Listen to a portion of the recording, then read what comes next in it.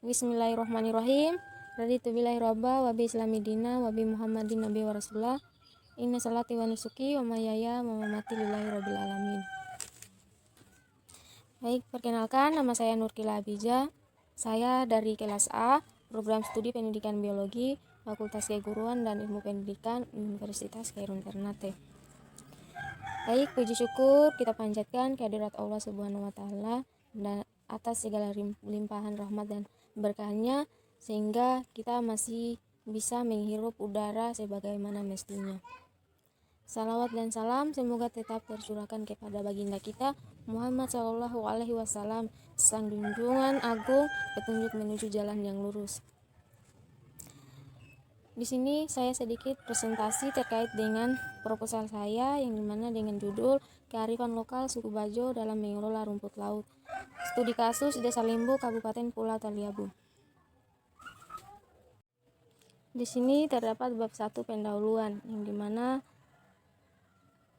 latar belakang. Suku Bajo lahir dalam dan hidup di laut. Mereka memiliki ketangguhan untuk mengarungi lautan sebagai bagian dari sejarah dan jati dirinya. Meski saat ini banyak yang tinggal di darat, tetapi ketergantungan suku ini terhadap laut belumlah hilang. Anak-anak mereka berteman dan bermain dengan laut. Mereka hidup dan dihidupi dengan lingkungan laut. Mereka dan melekat dalam keseharian mereka tentang adat tradisi serta kearifan lokal untuk mengelola ekosistem laut. Rumusan masalah. Berdasarkan uraian latar belakang di atas, saya mengangkat 2 permasalahan, yaitu yang pertama bagaimana kearifan lokal suku Bajo dalam mengelola rumput laut. Yang kedua, apa kendala yang dihadapi suku Bajo dalam mengelola rumput laut. Tujuan penelitian. Tujuan penelitian saya yaitu yang pertama untuk mengetahui suku Bajo dalam mengelola rumput laut. Yang kedua, untuk mengetahui kendala yang dihadapi suku Bajo dalam mengelola rumput laut. Manfaat penelitian. Yang pertama, manfaat penelitian secara teoritis. Bagi peneliti sebagai sarana untuk menambah pengetahuan serta pengalaman terutama pada masalah yang berhubungan dengan kearifan lokal suku Bajo dalam mengelola rumput laut. Studi kasus Desa Limbo, Kecamatan Taliabu Barat, Kabupaten Pulau Taliabu. Manfaat penelitian yang kedua yaitu secara praktis. Penelitian ini digunakan sebagai landasan untuk mengetahui tentang kearifan lokal suku Bajo dalam mengelola rumput laut. Studi kasus Desa Limbo, Kecamatan Taliabu Barat Laut, Kabupaten Pulau Taliabu. Kita langsung saja masuk pada bab 3 yaitu metode penelitian. Pada metode penelitian di sini terdapat yang pertama, jenis penelitian. Jenis penelitian yang digunakan adalah penelitian kualitatif, yaitu peneliti berusaha untuk mendapatkan data yang akurat dan mendeskripsikan dengan konsep yang relevan. Yang kedua, lokasi dan waktu penelitian. Penelitian ini akan dilaksanakan di Desa Limbo, Kecamatan Taliabu Barat.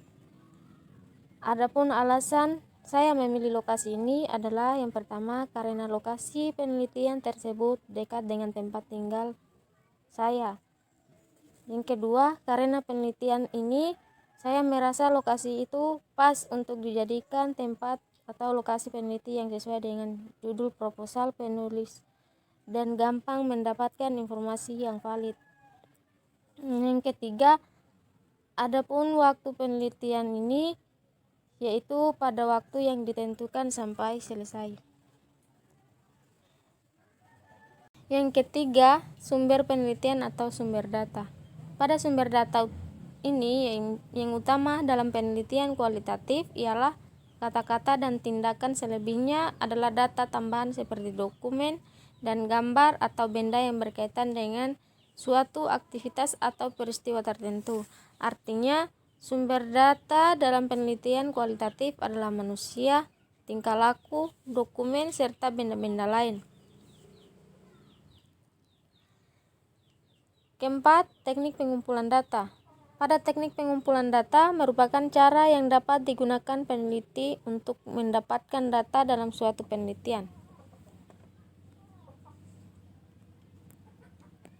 Pada poin keempat, yaitu teknik pengumpulan data. Pada teknik pengumpulan data terdapat bagian-bagiannya juga. Yang pertama, observasi.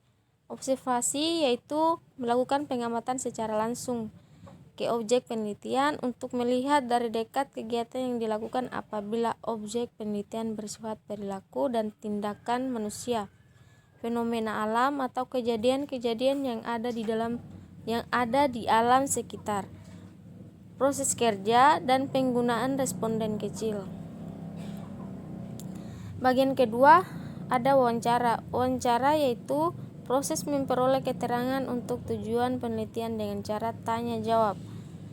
Pada proses ini mereka akan bertatap muka antara pewawancara dengan responden dengan alat yang disebut interview guided. Bagian ketiga, dokumentasi. Dokumentasi adalah metode yang digunakan untuk memperoleh data langsung dari tempat penelitian, meliputi buku-buku yang relevan, peraturan-peraturan, laporan kegiatan, foto-foto dan data penelitian yang relevan. Yang keempat, teknik analisis data.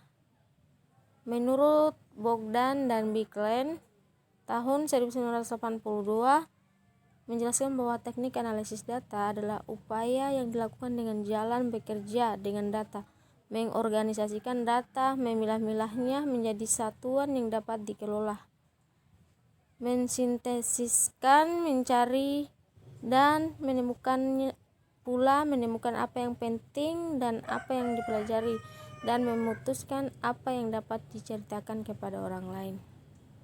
Baik, sampai di sini presentasi saya. Terima kasih. Wassalamualaikum warahmatullahi wabarakatuh.